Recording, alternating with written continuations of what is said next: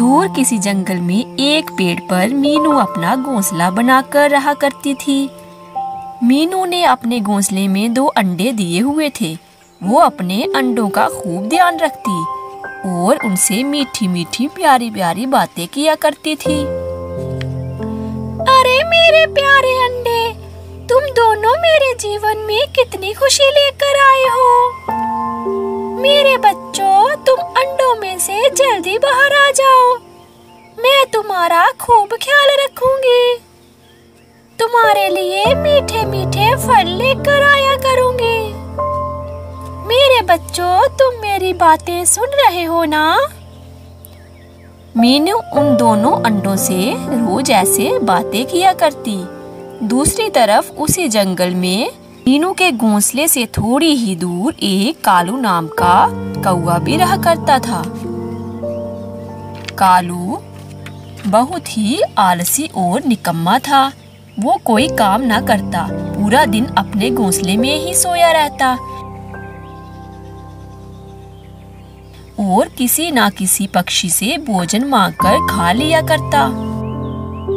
थोड़े ही दिनों में जंगल में बारिश का मौसम आने वाला था और मीनू इस बात को लेकर बड़ी चिंता में थी। कुछ ही दिनों में बारिशें शुरू हो जाएंगी। बारिशों से पहले मुझे अपने लिए एक पक्का और मजबूत घर बना लेना चाहिए। आज नहीं तो कल मेरे अंडों में से बच्चे निकल आएंगे। मैं कल ही जंगल लकड़ियां लेने जाऊंगी और अपने लिए मजबूत घर बना लूंगी। फिर मैं और मेरे बच्चे बारिश में अपने घर में आराम से रहेंगे। ऐसे ही रात हो जाती है और मीनू अपने घोंसले में सो जाती है। अगली सुबह मीनू लकड़ियां लेने जंगल की ओर चली जाती है। रास्ते में मीनू देखती है कि कालू मजे से अपने घोंसले में सोया है। मीनू कालू के पास जाती है और उससे कहती है, कालू भैया, मैं जंगल में लकड़ियां लेने जा रही हूँ। कुछ ही दिनों में बारिशें शुरू होने वाली हैं। आप भी मेरे साथ लकड़ियां लेने चले ताकि हमें बारिश से बचने के लिए अपना अपना पक्का घर बना ले और बारिश के समय हमें कोई परेशानी ना हो। बस बस चिड़िया, बस करो। मेरा और सिर मत खाओ। मुझे नहीं जाना लकड़ियां लेने। तुम्हें जाना है तो तुम जाओ। ठीक है कालू भैया, अगर नहीं जाना तो मत जाओ। आपकी मर्जी। मैं तो आपके भले के लिए ही बोल रही थी। मैं अपना भला बुरा खुद देख लूंगा। बड़ी आई मेरा भला सोचने वाली। कालू की बातें सुनकर मीनू वहां से चली जाती है और कालू फिर से सो जाता है। उठते उठते मीनू थोड़े आगे चले जाती है और उसे एक जगह कुछ लकड़ियां दिखती हैं। मिल गई, मुझे लकड़ियां मिल गई।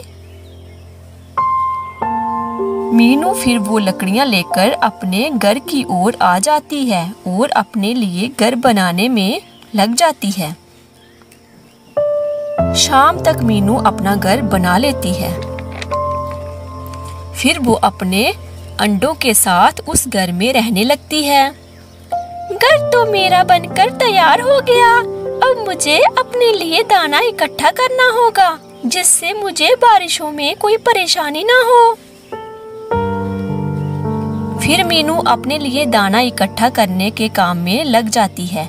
वो रोज सुबह दाना लेने चली जाती। इसी तरह कुछ दिन बीत गए। एक दिन जब मीनू दाना लेकर घर आई तो उसने देखा कि उसके घोंसले में 2 प्यारे प्यारे बच्चे बैठे थे। मेरे अंडों में से बच्चे निकल आए। मेरे प्यारे बच्चे, तुम कितने प्यारे हो। मैं तुम्हें खूब प्यार दूंगी। अब मीनू खुशी से अपने दोनों बच्चों के साथ उस घर में रहने लगी। उसने काफी भोजन भी जमा कर लिया था।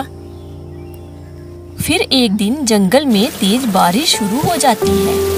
मीनू मजे से अपने बच्चों के साथ अपने घर में बैठी थी और बारिश का मजा ले रही थी। और उधर कालू बारिश में भीग रहा था। मेरा घोंसला तो पानी से भर गया है। अगर मैं ऐसे ही बारिश में भीगता रहा तो मैं मर जाऊंगा। एक काम करता हूँ, चिड़िया के घर चला जाता हूँ। फिर कालू चिड़िया के घर आता है। चिड़िया चिड़िया बाहर आओ, मैं बारिश में भीग रहा हूँ, मुझे अंदर आने दो। फिर मीनू कालू को अंदर बुला लेती है और उसे खाने को कुछ दाने भी देती है। कालू भैया, आप आज रात यहीं रुक जाएं और सुबह बारिश रुकने के बाद हम दोनों मिलकर आपका घोंसला बनाएंगे। कालू मजे से चिड़िया के घर में सो जाता है। सुबह हो गई थी। कालू भैया, अब बारिश रुक गई है, चलो हम आपका घोंसला बनाते हैं। चिड़िया चिड़िया बारिश में भीगने के कारण मुझे बुखार हो गया है। ठीक है कालू भैया, आप आराम करें, मैं अकेले ही आपके लिए घोंसला बनाती हूँ। फिर चिड़िया कालू के लिए घोंसला बनाती है। घोंसला तो तैयार हो गया। कालू भैया, चलो मेरे साथ चले। फिर कालू मीनू के साथ जाता है।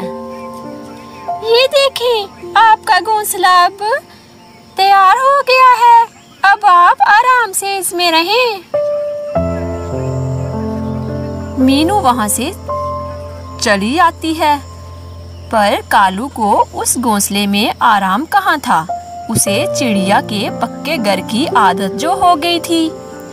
रात को कालू चिड़िया के घर जाता है। चिड़िया चिड़िया, मेरे घोंसले में सांप आ गया है, प्लीज मुझे अपने घोंसले में रहने दो। चिड़िया भी चालाक थी, वो कौवे की चालाकी समझ जाती है। कालू भैया, मेरे बच्चे अभी खाना खा रहे हैं, तुम कल आना। इस तरह कौवा रोज कोई ना कोई बहाना बनाता, पर अब चिड़िया उसकी बातों में नहीं आने वाली थी।